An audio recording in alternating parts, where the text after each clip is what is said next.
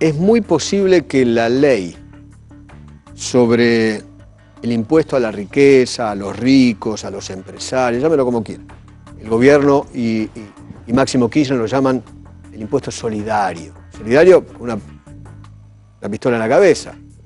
Lo solidario tendría que ser no obligatorio, sino solidaridad significa, bueno, yo soy solidario, el otro es solidario, voluntariamente, aportamos. Acá no, acá te ponen una pistola en la cabeza.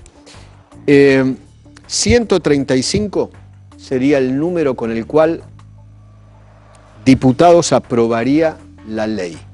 135. ¿Quiénes integrarían esos 135 votos? Se está haciendo el poroteo, la clave, ¿no? Todo el frente de todos, más la baña o los labañistas, los cordobeses, los federales, y me dicen que un par de Juntos por el Cambio.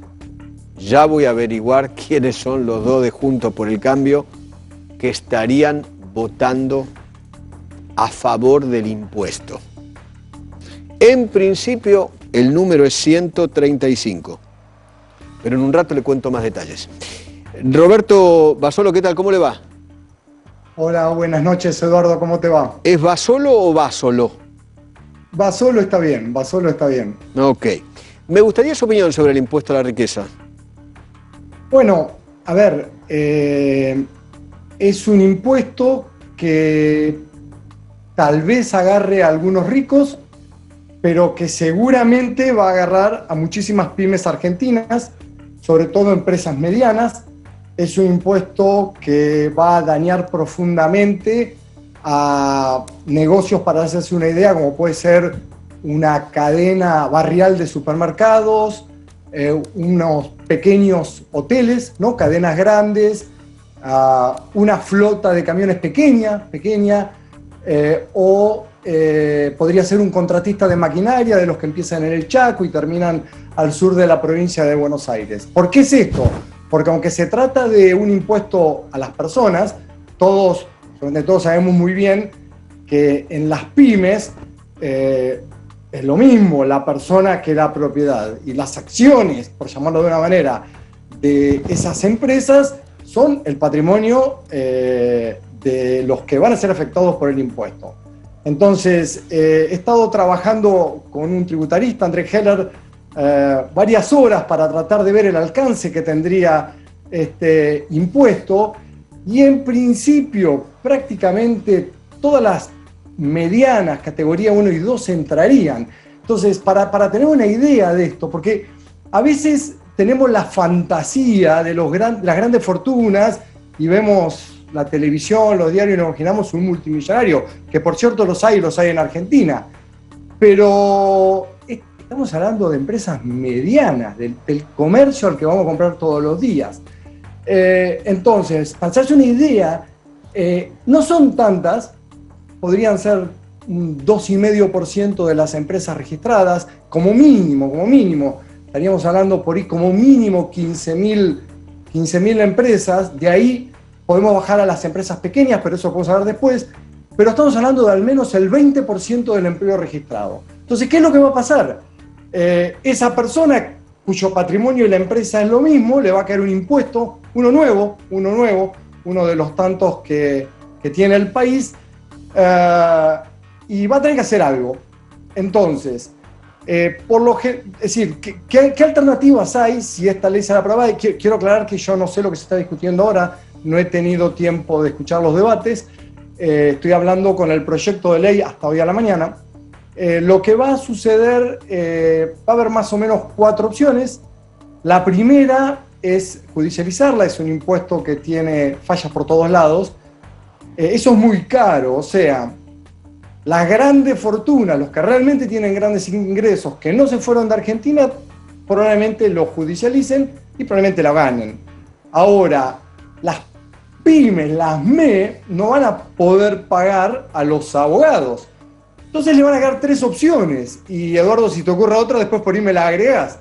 La primera opción es vender patrimonio y pagar el impuesto, porque es lo mismo. La segunda opción es no pagar y esperar la siguiente moratoria, en cuyo caso se meten en un dolor de cabeza tremendo, un montón de infracciones y un montón de... Es decir, tras que ya tienen el problema de la pandemia, tienen que lidiar con esa moratoria. Y la tercera, que no hay que subestimar, es hacer las valijas, irse a algún país latinoamericano, amigable con la empresa, y probar mejor suerte luego de haber dejado la carne, el cuerpo, la piel en carne viva, tratando de sobrevivir en este país. Se me ocurre otra: vender parte de la empresa o de la maquinaria de una empresa y despedir gente y seguir con lo que me queda. Bueno, sí, esa sería la primera. Sí, exactamente, Eduardo. Eso es. Tiene sus costos hoy despedir, pero obviamente, probablemente estará entre pagar una parte, vender otra, sí, exactamente. Ahora, el relato, yo le cuento cuál es el relato de la ley. El relato, es más, el relato te lo mandan por WhatsApp, ¿no? Los voceros de Cristina y de Máximo. El relato dice que lo van a pagar 9.000 personas solamente y la mayor tasa la van a pagar 300. ¿Les cree?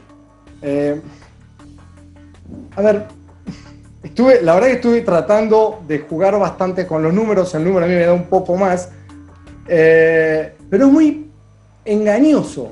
Vamos a hacer un número, como te decía, muy fino. Vamos a suponer que solo califican ese 2,5% de empresas medianas, son más.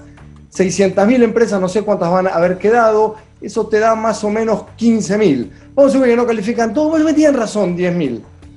Pero en esas 10.000, a ver, entendamos, está el 20% del empleo, no son millonarios, son laburantes. Es decir, que yo tenga un edificio, que tenga un supermercado en el conurbano, que está... Te digo distinto, nos pusimos a jugar con Andrés y si querés meterte en Mercado Libre donde están inmuebles, se vende un hotel en Tandil. Un hotel pequeño. ¿Cuánto vale ese hotel? Que es la pyme. ¿Cuánto pide? 3.1 millones de dólares. Yo no sé si son 10.000, 15.000, 20.000. Son los argentinos laburantes medio que dan el 20% del empleo. Es irrelevante ese comentario. Totalmente irrelevante lo que dicen con el relato. Entonces, lo que tenemos acá, y la verdad que sería interesante que nos decidamos los argentinos, tenemos una posición marcadamente antiempresa. Sorprende, pero lo que nosotros no queremos tener sector privado. En el fondo no lo queremos. Tengamos esa discusión. Sería extraordinario sincerarnos y ver qué país queremos. En general, sería un experimento riesgoso, porque todos los países que no quisieron tener empresas, le fue bastante mal. Digo, experimentar con 45 millones de argentinos es riesgoso, pero lo que hay en el fondo es un diseño país que sigue encargando impuestos. A ver, Eduardo, lo que voy a decir ha salido infinidad de veces a lo largo del año. Sabemos que la presión impositiva de las empresas se lleva toda la ganancia, la presión teórica, no la que pagan. O sea, el país no está diseñado para tener empresas. Entonces, hay algo mucho más profundo en juego. No sé si son 10.000, 15.000, 20.000. Son el 20% del empleo de la Argentina al menos. Y si sumás alguna de las pequeñas, te vas al 40% del empleo privado, el que soporta al público, por llamar de alguna manera. Roberto, ¿cómo te va? Te saluda Guillermo Laborda. Creo que cursamos alguna materia en la facultad, si mal no recuerdo. ¿Qué tal? ¿Cómo te va, Guillermo? Qué gusto hablar con vos. Un gusto reencontrarte, de casualidad, pero un gusto. No, te quería preguntar lo siguiente, Roberto, porque estaba muy bueno lo que decías.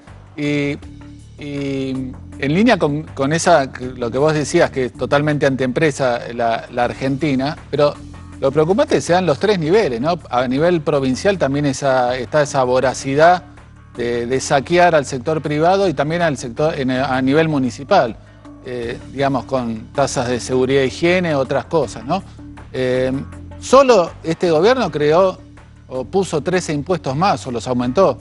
O sea, digamos, O sea, lo que a uno le preocupa es, si en una situación como la que estamos viviendo, pandemia, caída de 12% del PBI, vamos por más impuestos y más sacar al sector privado, la verdad que el panorama es triste, ¿no? A ver, Guillermo, vos decís algo que me parece central y que creo que ayuda o debiese ayudar a calmar un poco los ánimos. Esto no es un problema de este gobierno.